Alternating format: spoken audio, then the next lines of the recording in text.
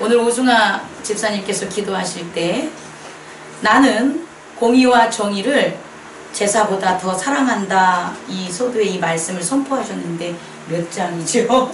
잠언 2장 20장. 제가 잠언을 요새 잘 안 읽어가지고 근데 정말 너무 오늘 설교의 인트로를 열기에 감사한 기도와 말씀인 것 같아요. 우리는 예전에 한번 제가 여러분에게 선포했지만 너무 몰라요. 같이 사는 남편도 모르고 아내도 모르고 목사도 모르고 성도도 모르고 세상도 모르고 가장 모르는 게 뭐냐 봤더니 하나님을 몰라. 하나님을 모르면서 자꾸 하나님을 안다 하니까 왜곡된 행동들을 하고 악의 종이 되고 악의 앞잡이가 되는 거예요. 그럼 결과는 갈등밖에 없어요. 그러니까 우리는 제일 먼저 알아야 되는 게 하나님을 아는 지식이 지혜걸랑요. 하나님이 어떤 분이냐 여러분에게 물어보면 하나님이요? 뭐 뭐든지 하면 잘 들어주시는 분, 뭐 나 구원하시는 분, 이런 그냥 내가 원하는 대로 하나님을 얘기하지 말고 하나님이 누구냐라고 여러분에게 물으신다면 오늘 이 말씀을 얘기해 주세요. 하나님은 공의와 정의를 제사보다 뭐하다? 소중히 여기시는 분이 누구다? 하나님이다. 그럼 우리가 하나님을 알아. 그럼 우리도 뭘 더 소중히 여겨야 되는 거예요? 공의와 정의가 제사보다 뭐 하는 거예요? 소중히 귀하다는 거예요. 사실은 공의와 정의를 제사보다 귀하게 여긴 자는 죄를 안 져요. 왜냐하면 공의와 정의가 나의 에고보다 더 소중하니까 나 뜻대로 안 해요. 나 뜻대로 안 하고 누구의 뜻대로 하냐? 하나님의 공의와 정의대로 하니까 죄를 안 저질러. 죄를 안 저지르는데 제사가 왜 드려지겠어요? 죄가 죄를 나니까 죄에서 끊기려고 제사를 드리는 거예요. 근데 공의와 정의만 안다면 우리는 날마다 하나님의 능력, 권위 안에 설 수 있는 거예요. 오늘 인트로를 이렇게 열면서 제가 왜 그런지를 이제 설명해 줄게요. 오늘 말씀 누가복음 20장을 보면 큰 화두는 뭐냐? 권위예요. authority. 권세, 권위라는 표현으로 우리 성경에 기록되어 있어요. 로마서 13장 1절에부터 보면은 제가 권위에 대하여 한번 설교한 게 있어서 올려놓은 게 있는데 권위는 뭐냐 그러면 모든 권위는 누구부터 말미암은다? 하나님으로부터 말미암은다. 그럼 권위는 뭐냐라고 봤더니 하나님의 선한 세계를 만들기 위한 게 뭐다? 권위라는 거예요. 막상 여러분이 권위라는 것, 권세라는 것에 익숙하지 않죠. 그죠? 왜 익숙하지 않냐면 첫째는 정의와 공의에 익숙하지 않기 때문에 그래요. 이 땅에는요, 이 땅에서 배우고 세운 것에는 정의와 공의가 없어요. 우리가 흔히 뭐 어떤 사회학자가 말한 정의가 없다가 아니고 지금 여러분들이 살고 있는 이 세계는 정의가 없어요. 그리고 그 정의는 하나님의 공의와 정의로 세운 세계가 아니라 이익과 자기의 힘으로 세운 권력이었어요. 권력은 정의가 될 수가 없어요. 권력은 그냥 힘이에요. 공의는 아예 이 땅에서 바라지 못하는 거예요. 여러분 이 땅이 공평하다고 생각합니까? 공평함으로 정의롭다고 생각합니까? 아니에요. 이 세상을 만든 자만이 공평할 수 있는 거예요. 그러니까 이 땅에 사는 우리들은 이 세상에 만든 자가 아니라 이 세상을 뭐한 자니까 만들어진 피조물이니까 공의를 알 수가 없어요. 그런데 우리는 공의를 얘기하고 정의를 얘기해요. 우리가 말하는 공의와 정의는 자기가 만든 세계에 있어서의 공의와 정의예요. 다시 말해 하나님이 만든 우주 만물에 대한 공의와 정의가 아니라 내가 난 내 자식, 내가 세운 무슨 내 교회, 내가 다니는 내 직업, 이런 것에 있어서는 내가 선택하고 내가 공부하고 내가 만들었기 때문에 나의 정의와 공의가 있을 수 있지만 그것이 하나님의 세계로 적용하는 순간 뭐한다? 갈등이 생긴다는 걸 제가 오늘 여러분에게 전하고 싶은 거예요. 자, 이것을 제가 한번 과학적으로 여러분들이 더 이해하기 힘드시겠지만 그래도 우리에겐 지혜를 주시니까 과학의 원리를 들어서 여러분에게 한번 설명해 볼게요. 우주가 이렇게 있어요. 우주에는 뭐가 있냐 여러분에게 물어보면 해도 있고 달도 있고 뭐 있지 이렇게 얘기하겠잖아요. 근데 이것은 뉴턴 시대에나 있었던 거고 알베르트 아인슈타인 세대가 오면서는 우주를 지구가 있어요, 달이 있어요 이렇게 안 해요. 그 상대성 이론이 이렇게 일반 상대성 이론이 이제 드러나고 확정이 되고 발견한 이후로는 우주를 어떻게 보냐면 시간과 공간으로 봐요. 그러니까 우리는 아이잭 뉴턴 시대만 해도 그 이전에 갈릴레오 시대나 그 고대 시대, 중세 시대만 해도 우주를 천체로만 본 거야. 그래서 달이 있고 해가 있고 태양이 있고 이렇게 봤는데 그 알베르트 아인슈타인 시대가 오면서 너무 길어서 그 시대가 오면서부터 내가 외워서 하는 걸 못해 저는. 근데 이걸 외웠걸랑 그 시대가 오면서부터는 우주를 뭐라 그러냐면 시간과 공간의 세계로 보는 거야. 그래서 우주는 시간과 공간이 연결해서 만든 거대한 그런 곳이다를 그러니까 시공간을 우주의 개념으로 봐요. 그리고 그 우주라는 그런 시간과 공간에 있는 그 세계에 질량을 가진 행성이 이렇게 놓여져 있는 거예요.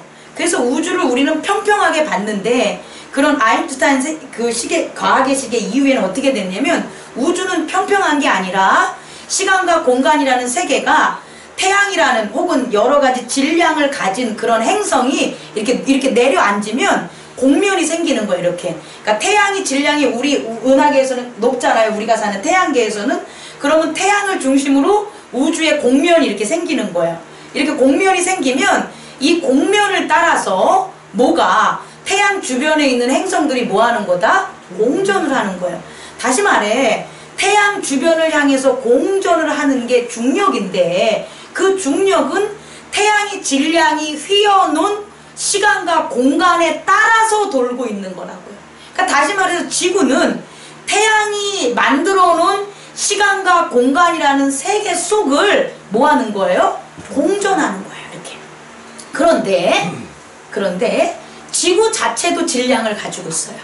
그래서 지구 자체도 질량을 가지고 있기 때문에 지구가 미치는 그런 중력의 영향이 있는데 그게 바로 달이에요. 달과 달이 지구보다 질량이 낮기 때문에 지구의 영향을 받아서 달은 지구에도 영향을 받으면서 지구도 돌면서 또한 태양의 영향을 받으니까 태양이 만들어놓은 시간을 공간을 뭐 하는 거다? 이렇게 공전한다는 거예요.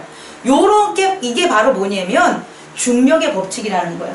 우리는 이전까지는 아이잭 뉴턴은 중력을 뭐라 그러냐면 서로 뭐 하는 힘? 끌어당기는 힘. 그래서 서로가 일정한 중력의 크기만큼 끌어당기니까 서로 이렇게 둥둥 떠있다. 사실은 이 힘은요 대립의 힘이에요. 뭐냐면 중력이 큰 세계는 중력이 작은 것을 뭐 할 수 있다? 땅일 수 있고 깨트릴 수 있다는 거예요. 이런 과학적인 이론이 바탕이 된 게 바로 뭐냐면 정복 전쟁들이에요. 그러니까 정복을 전쟁을 하는 그런 어떤 그런 철학이나 신학적인 건 그냥 뚝 떨어진 게 아니라 과학과 여러 가지의 패러다임 속에서 나타난 현상들이라는 거예요. 그러니까 그때까지만 해도 어떤 사람이 잘나면 못난 사람들을 부려야 되고 못난 사람의 존재를 뭐 하는 거예요? 인정하는 게 아니라 오히려 어떻게 되는 거냐? 다스리는 개념이 우리 이 사회에 이렇게 근세 사회에 이렇게 만연이 됐다는 거예요. 그런데 아인슈타인의 발견으로 봐서 이 상대성 이론은 뭐냐면 이렇게 우주가 그와 같은 시간과 공간에 휘어진 자기만의 질량을 바탕으로 서로 부딪히지 않고 뭐 하는 거예요? 공존하는 거예요. 서로 부딪히지 않고 서로서로의 가치와 서로서로의 신과 그 영역과 세계를 존중해 주면서 뭐가 되는 거냐? 하나로 지금 가고 있다는 주의로 과학은 발달한 거예요. 근데 신학은 이걸 못 따라왔죠. 그리고 그 아인슈타인이 주장한 건 뭐냐면 통합이론. 이 우주는 하나로 통합돼 있다. 그리고 결국 중력파를 개발함으로써 현대에 와서 우주가 하나로 됐다는 거를 지금 과학자들은 주장을 하는 거예요. 이게 성경이라고 저는 봐요. 하나님께서 하나님의 권위로 그 하나님이 만든 하나님의 권위를 저한테 뭐라고 하면 그리스도예요. 뭐라고요? 그리스도. 그리스도의 권위로 그리스도라는 그런 질량, 어떻게 보면 엄청난 시간과 공간을 만들 수 있는 그런 그리스도의 법으로 이미 만들어 놓은 거예요. 그리고 그 그리스도의 법은 우리 각자 하나하나가 그리스도의 법 안에 있었을 때는 서로 사랑하고 화합하고 하나가 될 수 있는 것으로 이 세계는 뭐 한 거예요? 이미 만들어져 있다는 거예요. 그것을 인정하는 게 바로 뭐다? 권위라는 거예요.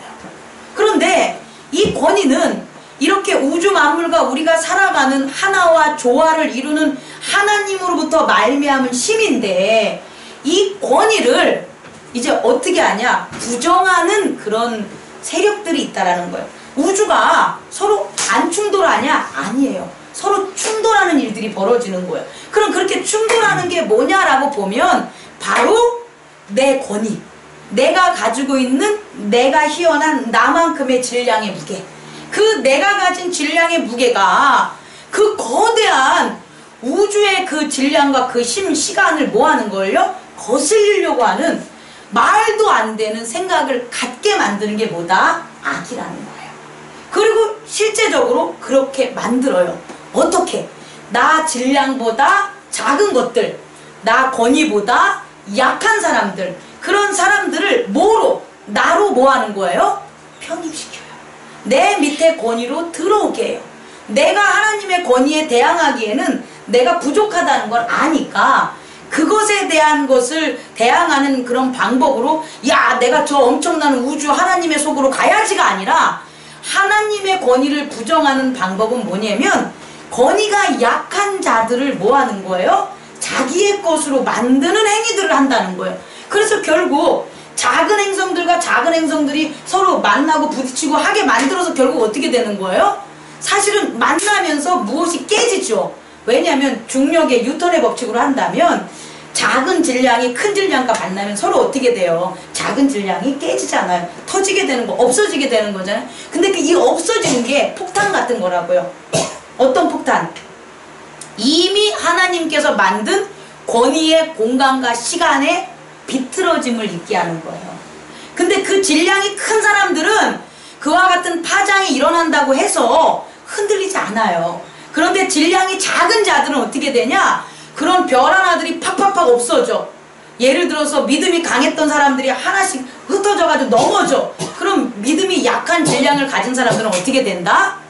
흔들리게 되고 그 파동에 의해서 영향을 받게 되는 거예요. 그게 권위라는 거예요. 오늘 말씀은 그게 나와 있는 거예요. 그래서 예수님께서 이 땅에 오셔서 복음을 전하니까 어떤 변화가 일어나냐면 질량이 작은 것들이, 다시 말해 하나님의 권위에 복종하지 않는 자들이 자기들의 그 뭉쳐가지고 있는 그 힘으로 연약한 자들을 핍박하고 연약한 자들을, 무지한 자들을 자기 세력으로 규합했던 그런 악이 있었던 그 권위를 가진 사람들을 예수 그리스도의 복음이 전파되니까, 하나님의 시간과 공간이 작용하는 그 엄청난 말씀을 전파하니까 그들이 영향을 받겠어요? 안 받겠어요? 영향을 받죠. 그러니까 그들은 영향을 받으니까 이 영향을 받은 게 뭔지는 모르지만 너무 큰 거예요. 예수님께서 이 땅에서 오시면서 말씀하시는 복음이 그의 모습과 캐릭터와 만나는 사람들을 보면 보잘것 없는데, 그가 하는 말씀에 내가 여태껏 따랐던 모든 권위가 뭐 하는 거예요? 무너지게 되는 걸 경험하니까 가만히 있을 수가 있겠냐는 거예요? 없지요.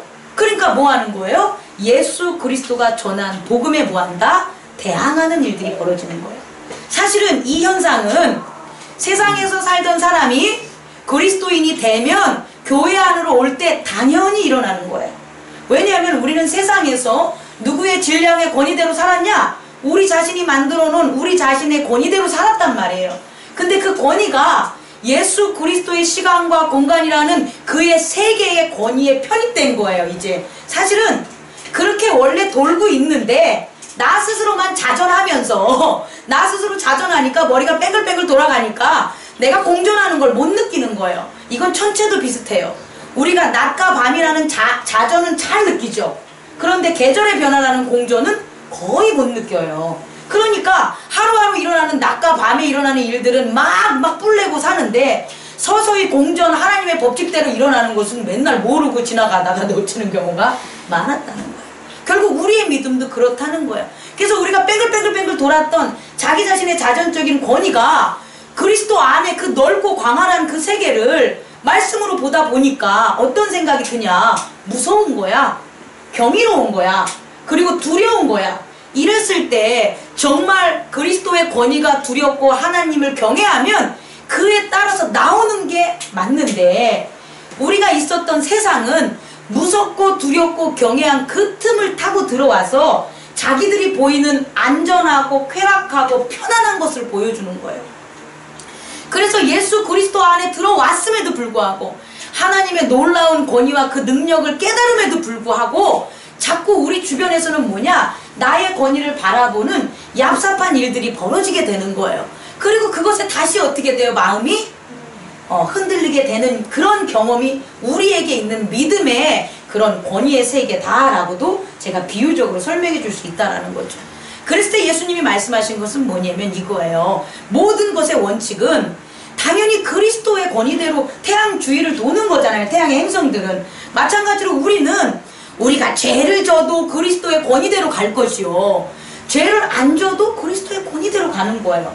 만약에 우리가 죄를 짓는데 죄를 지면 그리스도의 권위가 아니라 악마의 권위대로 간다면 그리스도의 권위로 올 필요가 없어요.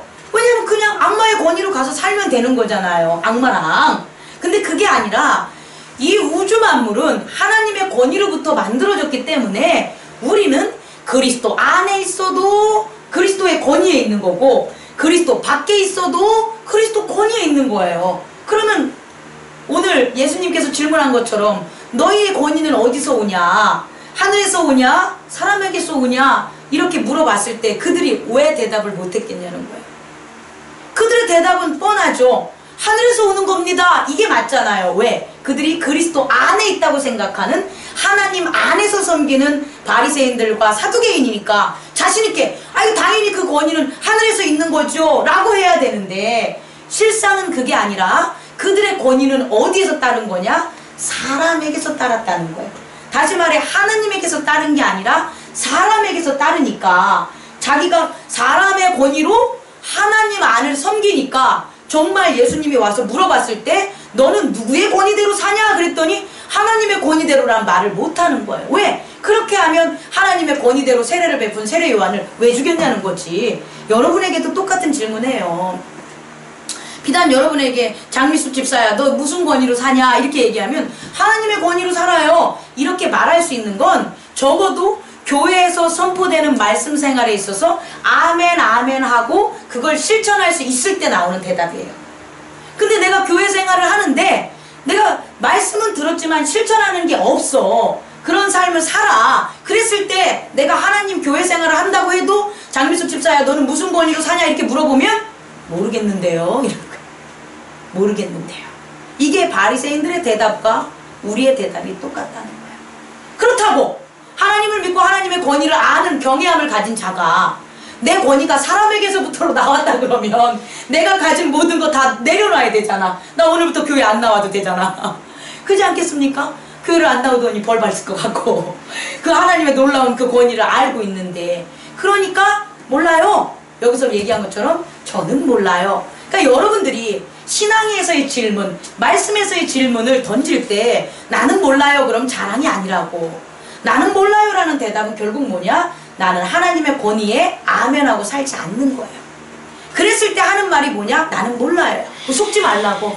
어떤 사람이 뭐라고 얘기했는데 뭐라고 우리가 권할 때 아이 몰라요 그러면 아 이 사람한테 무슨 여지가 있구나, 이 사람이 나의 의견에 동조할 여지가 있구나 이렇게 기대하지 말고 아 저 사람이 몰라요 그러면 아니다 라고 생각을 하세요. 그리고 알아요, 차라리 알아요 라고 하는 사람하고 얘기를 하세요. 그게 더 맞아. 몰라요 라고 하는 사람은 발을 세상에다 한 달 담고 있고 하나는 어디다가 하나님과 담고 있는 사람들의 가장 대표적인 표현이 뭐다? 몰라요 라는 표현이라는 거예요. 자, 오늘 이 말씀을 보다 더 자세하게 이제 설명을 해서 예화를 이제 들어갈게요. 그럼 이런 권위가 정말 잘 세워지고 하나님의 그 법칙대로 그 공의와 그 정의라는 하나님의 공간과 시간에 우리가 있다면 우리는 얼마나 아름다운 일들이 맨날 펼쳐지겠냐는 거야. 그렇지 않겠어요? 그의 공의대로 그의 공의가 우리의 공의가 되는 거고, 그의 정의가 우리의 정의가 되니 그의 공의와 정의가 만든 파워, 그의 공의와 정의가 만든 힘, 그와 공의와 정의가 만든 능력, 그것이 다 누구께 되는 거예요? 우리께 되는 거죠. 그렇지 않겠습니까? 근데 만약에 생각을 해보세요. 사단이, 어둠의 세력이 가장 싫어하는 게 뭘까요? 우리가 구원받는 걸까요? 그건 1차적인 거야. 사실은 북한이 우리가 북한이 가장 두려워한 게 뭐예요? 미국이 북한을 두려워한 게 뭐예요? 공산주의 체제가 틀려가지고 그렇게 이렇게 조바심이 있었을까요? 혹은 관찰했을까요? 아니에요. 체제가 틀려서가 아니라 미국이 자꾸 북한을 갖다 경계심이 있었던 건 미국이 그들이 언젠가 뭐를 만들 것 같은, 핵을 만들 것 같은 게 있었던 거예요. 다시 말해, 북한이라는 조그만한 나라가 그냥 체제 때문에 그랬다면 아무 문제가 없는데, 체제가 다름에도 불구하고 이 북한이 뭔가를 만들기 시작하면 자기들이 가지고 있는 그 미사일을, 핵무기를 만들 것 같은 거예요. 근데 우리 남한은 만들 수 있어요, 없어요? 못 만들죠. 왜? 조약이 있으니까. 그러니까 우리는 사실은 신경이 안 쓰이는 거예요. 왜? 우리는 자기나 한 편이니까. 우리는 그 미사일 만드는 그런 어떤 조약에 의해서 안 만들게 확실하니까 위협의 대상이 아니라고요. 다시 말해, 악을 거하는 사람들을 악이 무서워하지 않아요. 걔들이 교회 나오고 뭐가 바뀌었다고 해도. 근데 걔네들이 가장 무서워하는 건 뭐냐면, 아무것도 모르고 쥐뿔도 없고 가난하고 능력도 없는데 착한 애들이야. 다시 말해, 순종을 잘하는 애들이야. 악이 제일 무서워하는 것은 능력 많고 지식 많고 하는 그런 사람들을 무서워하는 게 아니라, 아무것도 없고 뭐도 없는데 복종하는 거 있어서 잘하는 걸 제일 무서워하는 거예요. 왜냐? 그렇게 복종을 하면 그 복종자가 하나님의 능력을 얻기 때문이에요. 여러분, 이 중에 성공하고 싶은 사람들 분명히 있지 않습니까? 제가 분명히 전할게요. 여러분이 노력한다고 해서 성공 안 돼요. 왜냐면 여러분이 여러분의 성격을 컨트롤 못해요. 여러분이 이 땅에 여태껏 살아왔던 에고, 그 성향, 그 좋은 면도 있지만 못된 면 있잖아요. 그걸 여러분 스스로 그거를 바꿀 수가 없어요. 그래서 아무리 여러분이 노력을 해도 그게 드러나요. 그래서 여러분이 성공을 하시려면, 여러분이 힘을 가지려면 누구 안에 거해야 된다? 그리스도의 공의와 정의 안에 거해야 되는 거예요. 그러면 그게 제일 무서운 거야. 누가? 악이, 사단이. 왜냐면 자기한테 폭탄이 올 텐데, 자기가 죽는 건 세상 사람들의 공격이 아니라 누구의 공격? 그리스도 예수의 공격인 거예요. 그리스도 예수의 공격을 저 사람을 통해, 저 믿음을 통해 나한테 온다는 걸 누가 알아? 악이 아는 거예요. 그래서 그런 게 제일 무서워하는 거예요. 그래서 성경에도 복종하는 자를 제일 무서워하는 거예요. 하나님을 따르는 자, 그 따르는 자들이 제일 잘 되는 거예요. 제일 힘이 있고 제일 권능이 있는 거예요. 대표적인 게 다윗 왕이에요. 다윗 왕은 있잖아요. 기름 부은 다음에 적어도 20-30년을 20년에서 30년을 계속 쫓기면서 다녀요. 누구에게? 그의 아버지, 양아버지 사울에게. 그런데 사울을 죽이지 않아요. 그 죽이지 않는 이유가 뭐냐면, 하나님의 율법엔 자기 아버지, 자기에게 기름 부은 자를 죽이면 안 된다는 공의와 정의가 있었다는 거예요. 그거를 20년, 30년 동안 지키려고 사울이 자기를 죽이려고 함에도 불구하고 누구의 법을 지켰냐? 하나님의 법을 지킨 거예요. 그 덕에 정말 다윗은 사울이 죽을 때 회개하게 만들고, 다윗이 왕이 됐을 때 엄청난 이스라엘 왕국의 킹 파워를 가지게 됐다는 거예요. 그게 하나님의 권위였다는 거예요. 다윗이 비록 바세바와 간음을 했어도, 죄를 저질렀어도 다윗에게 있어서의 한 가지 가장 큰 특징은 뭐냐면 복종이었어요. 하나님의 말씀에 복종. 그리고 그 하나님의 모든 권세를 받은 게 누구냐? 다윗 왕이었단 말이에요. 여러분도 마찬가지예요. 저도 마찬가지예요. 우리 모두가 정말 하나님의 공의와 정의된 그런 영광 가운데 이 땅에 살아가기를 원한다면 우리는 뭐 해야 되냐면 다른 것에 의해 우리의 작은 질량, 지구보다 6분의 1 작은 달의 질량, 그런 어떤 권위를 내 거로 만들어서 조그만 것들이 만나서 이게 안 된다니까. 만나면 파괴돼. 만나면 맨 처음에는 좋은 것 같지. 아, 이 사람이 돈도 있고 이 사람이 지식도 있고 이 사람이 나한테 잘해주니까 이 사람 옆에 가면 만나면 잘 될 것 같지. 안 된다니까. 왜냐하면 내 질량이 있기 때문에 결국 모든 에고는 자기가 속박당하는 걸 싫어하고 무시당하는 걸 싫어한다는 거예요. 근데 결국 인간의 권위로 뭉친 사람들은, 사람의 권위로 뭉친 사람들은 결국 그 안에서 겉은 화목해 보일지 몰라도 시간이 지나면 지나는 그리스도의 공간과 시간 안에서는 어떻게 된다? 파괴된다는 거예요. 그게 오늘 예화에 잘 나오지 않습니까? 우선 그리스도의 법, 그리스도의 시간과 공간을 보면 우리는 알 수 없다라는 거예요. 여러분, 내일 무슨 일 벌어질지 알아요? 예수 그리스도가 우리에게 무슨 일을 해줄지 알아요? 모르죠. 그 모르는 그 광활한 법이 그리스도 예수의 법이라는 거예요. 근데 우리에게는, 믿는 자들에게 뭘 줬냐?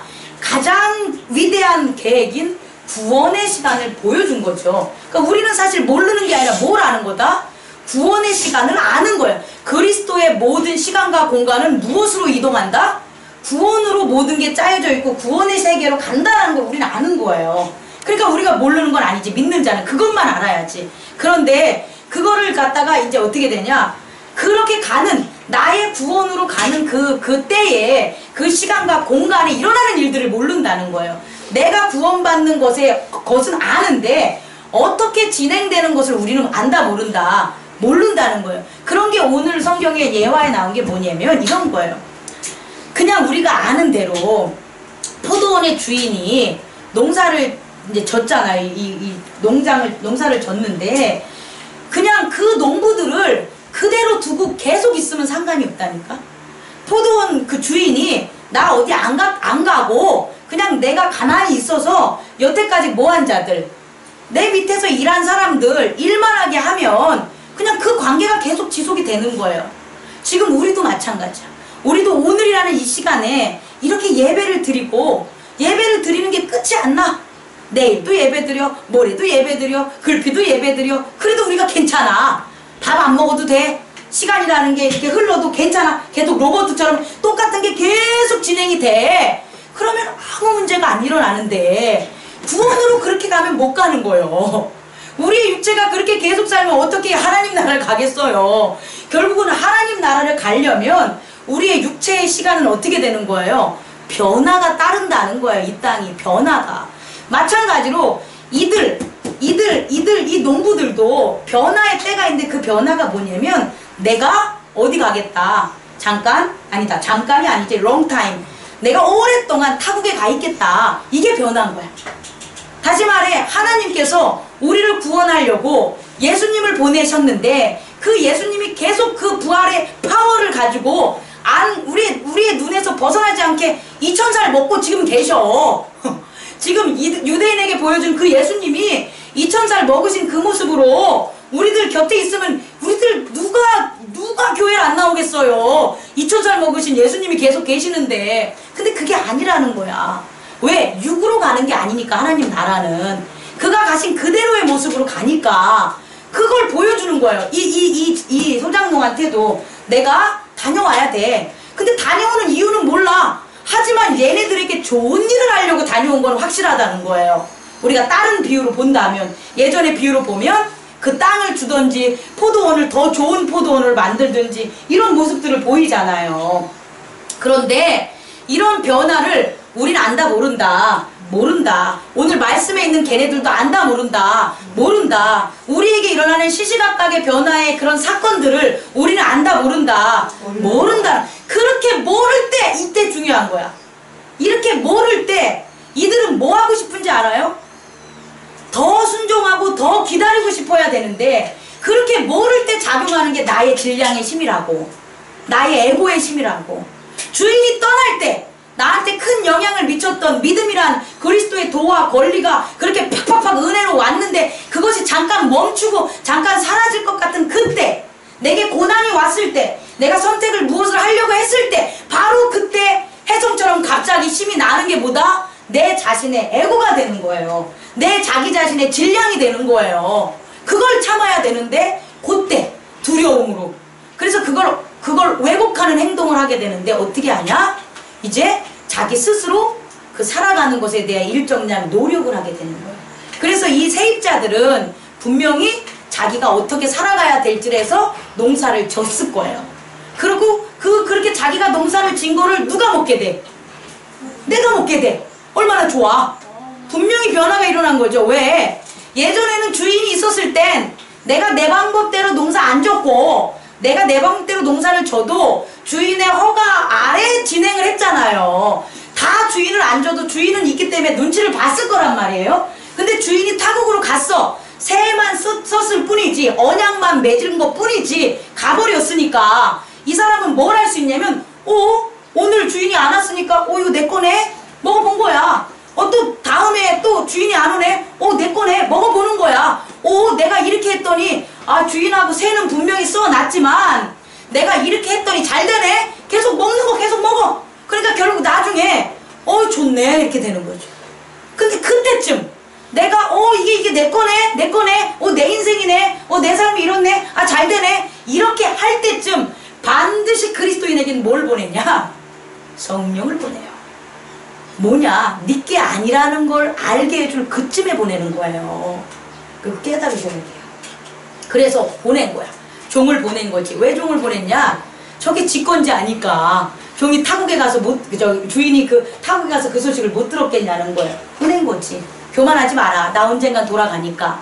그래서 종 보냈더니 종 죽이고, 죽이지 않고 맨 처음엔 때리고, 가 이 새끼야! 나 그런 계약서 쓴 적 없어! 가!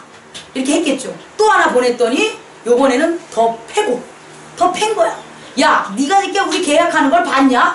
야, 네가 하나님하고 나랑 계약하는 걸 어떻게 알아요? 이거를 좀 왜곡하면, 목사님이 나와 하나님 관계를 어떻게 알아요? 그 목사님 말 안 듣는 거지. 그렇지 않겠습니까? 역으로 하면 여러분들이 하나님과 계약을 잘했어, 신실하게. 근데 제가 여러분과 똑같이 어떻게 성도들이 그렇게 알아, 이렇게 하는 거랑 똑같은 그런 일들이 이제 벌어지기 시작한 거야. 그리고 돌려보냈죠. 근데 주인의 입장에서는 이해가 안 가는 거야. 저 자식들 언약이 있는데 저 자식들 갑자기 나왔네. 나 한 번도 동영상 때 잘 안 나오는 건 너무 내가 빙의가 됐어. 저 자식들이 언약서가 분명히 있는데도 불구하고 내가 보낸 종들을 패 닦는데 맨 처음엔 인정하기 싫겠죠. 그러니까 종은 권위가 없으니까 쟤네들이 종을 못 믿어서 그러는 거구나. 나를 못 믿는 게 아니라 종을 못 믿어서 그러니까 나를 믿을 수 있는 내 아들을 보내면 낫겠지라고 하고 보낸 거예요. 그게 아들을 보내고. 그런데 오히려 그들은 이미 하나님의 권위, 주인의 권위를 뭐 한 거예요? 내 권위로 대체한 거예요. 하나님의 권위, 주인의 권위를 다 내 권위로 대체했기 때문에 오히려 하나님의 권위가 있는 사람이, 그 아들이 왔을 때는 더 흉포해진 거죠. 그래서 더 머리를 돌려서 어떻게 했냐? 죽이자.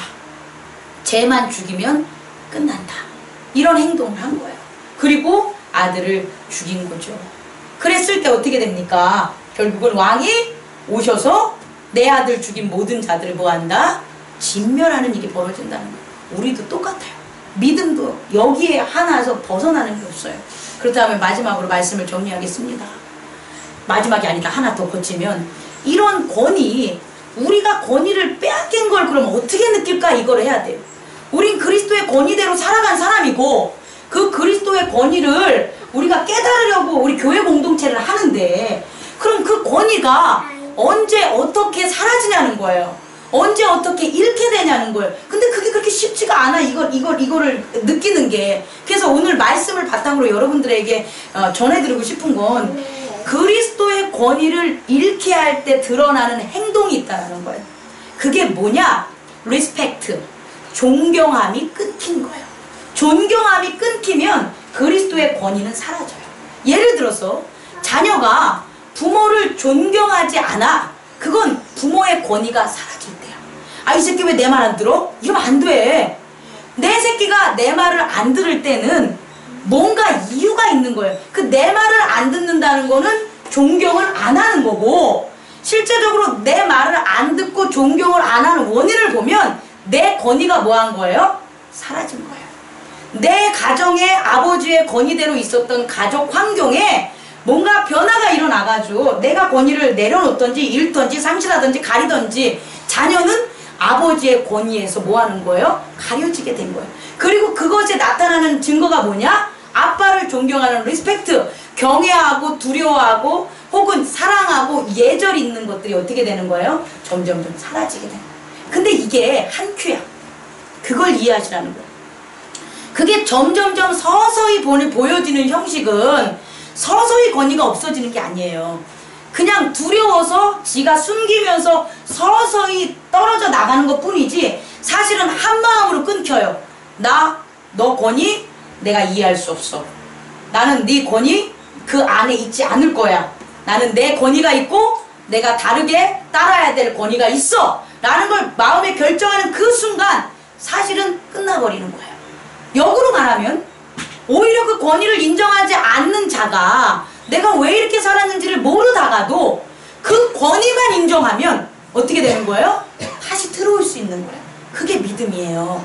그 한 번의 마음이라는 거예요. 제가 얘기하고 싶은 거는 그 한 번의 마음이 일어나는 현상에서 슬로우나 뭐 패스트나 빠르나 관계없이 그걸로 인해서 발생한다는 거예요. 그렇다면 우리 주변에 우리가 있었을 때 우리가 그걸 너무 잘 알죠. 예를 들어서 예를 든 거예요. 오승아 집사님하고 저랑 친하게 잘 지내요. 근데 어느 날부터인지 오승아 집사님이 저를 리스펙트하는 것을 안 하는 거예요. 그러면 제가 알죠. 그건 둘만 아는 거예요. 여러분 몰라요. 둘만 아는 거예요. 그러면 제가 얘가 왜 이러지? 그걸 느끼게 되는 거예요. 근데 더 중요한 건 한 사람이 그렇게 해서 그 존중에 대한 걸 갖다가 안 하는 걸 나타내면 그 받은 사람은 상처를 입기 때문에 자기도 누군가에게 혹 그 사람에게 똑같이 그걸 해야 돼. 그래야지 보상 심리가 있는 거예요. 그게 바로 여러분들이 흔히 말하는 상처. 내가 상처 받았어? 그럼 그 상처를 어떻게 치유받냐? 상처를 이렇게 깨매서 치유받는 게 아니라 남한테 상처를 하나 더 내므로 내가 그걸 대신 받는 게 세상의 방법이라는 거예요. 그렇게 하지 말라고. 우리 이미 아니까. 우리는 서로 가정으로 가서 예를 들어서 내 자녀가 나를 좋아하고 잘 따라. 그럼 내가 아버지로서 권위가 세워질 거예요. 그리고 그것을 위해서 노력을 해야 되는 거예요. 교회도 마찬가지죠. 저도 내가 예를 들어서 리스펙트하는 거가 어떤 성도가 저한테 했는데 그게 사라졌어. 그러면 얘를 너 왜 그래? 너 우승아 너 그러면 안 돼. 그렇게 살면 너 벌 받아. 이렇게 하면 안 돼. 절대 안 고쳐줘. 오히려 더 너가 그러니까 내가 권위가 떨어졌지. 그러면서 이렇게 핑계를 대요. 그게 아니라 이쪽에 보지 말고 하나님께 내 권위를 세워달라고 더욱더 하나님께 나아가야 되는 거예요. 근데 제가 거기에서 흔들렸었어요. 사실은. 하나님께 제 권위를 세워달라고 했어야 되는데 이 말씀이 20장을 오기 전이기 때문에 깨닫지 못했어요. 앞으로는 말씀으로까지 깨닫기 때문에 그렇게 누군가가 저를 리스펙트하는 거에서 이렇게 돌아서는 그런 행동을 보인다면 제가 제 권위, 하나님의 권위를 제가 얼마나 지키고 있는지, 제가 하나님의 공의와 정의 속에 얼마나 그리스도의 도를 따르고 있는지 제가 그곳으로 가야 된다는 걸 확실하게 저는 깨닫는 귀한 오늘의 말씀을 받았습니다. 여러분들도 그와 같은 삶을 깨닫고 저와 함께 그리스도의 권위와 공의 아래 하나가 되는 여러분과 저가 됐으면 좋겠습니다. 아멘. 마지막! 근데 이걸 반드시 해야 돼. 이거 반드시 안 하면 안 돼. 왜냐하면 마지막에 이런 말씀이 숨겨져 있어요. 하나님의 법이 건축자가 버린 돌을 주어서 내 나라의 모퉁이에 세운다고 했는데 이제 그 돌의 효력이야. 내가 얘기한 거. 그 돌이 예수 그리스도를랑요. 세상이 버린 그 예수 그리스도로 그리스도 하나님의 나라를 이 땅에 펼치겠다는 건데 그 돌이 어떤 돌이냐 봤더니 우리 한번 봅시다. 어떤 돌입니까? 20장 여기 보면 어디 나와요? 어디 나와요? 네, 한번 읽어봅시다. 18절 시작. 무릇 이 돌 위에 떨어지는 자는 깨어지고 하시겠고 이 돌이 사람 위에 떨어지면 그를 가루로 만들어 흩어지게 하신다. 이해 가시죠? 이건 선택이 아니야. 그리스도의 권위와 정의는 그 그리스도의 권위와 정의에 내가 도전을 해. 그 돌이 뭔 돌인지도 모르고 그 돌에 떨어져. 그 돌이 떨어지면 떨어진 내가 어떻게 된다? 깨지는 거예요. 부서지는 거예요. 사실 우리는 그런 사람들이에요. 예수 그리스도의 돌 위에 떨어져서 깨져서 여기까지 온 거예요. 더 깨지고 더 깨지고 더 깨지고. 뭐가? 우리의 권위가, 우리 자신의 질량만큼의 권위가 그게 깨지고 깨져가지고 우린 그리스도 안에 있는 거란 말이에요. 그런데 반대로 어떻게 되냐? 아, 나는 그리스도 안에서 안 깨질 거야, 이거야. 아, 내가 왜 그리스도 안에서 깨져? 내가 이렇게 잘 나가는데, 내가 이렇게 힘이 있는데. 그러면 어떻게 되냐면 그 돌이 어떻게 그 사람 위에 떨어진다는 거야. 그럼 어떻게 된다? 박살나는 거예요. 이게 그리스도의 정의와 공의예요. 얼마나 두렵습니까? 전 사실 이 마지막 말씀을 보면서 어제 준비하면서 제가 깨질게요. 차라리 내가 깨지면 시간이라도 있지. 그 돌이 나한테 깨트려. 저는 못 일어나죠. 못 일어납니다. 이걸 마지막으로 우리 깨달읍시다. 우리 예수 그리스도의 사랑이 한없이 넓고 한없이 뜨거운 건 그의 백성에게서나 한없이 뜨겁고 한없이 넓고 한없이 용서하는 거지, 악에게 있어서는 안 그래요. 악에게 있어서의 그리스도는 정말 좌우에 휘날리는 창검이 되는 거고, 뭐 북한이 무슨 뭐 핵폭탄을 만들어? 그거 게임도 안 돼. 지구 자체, 우주 자체가 폭삭, 빅뱅, 그만큼의 모든 걸 다 사라지게 만드는 그 힘이 그리스도, 예수 그리스도의 그 권위와 그가 권위를 드러내는 정의와 공의의 법이라는 것을 잊지 마시기 바랍니다. 아멘. 기도하겠습니다.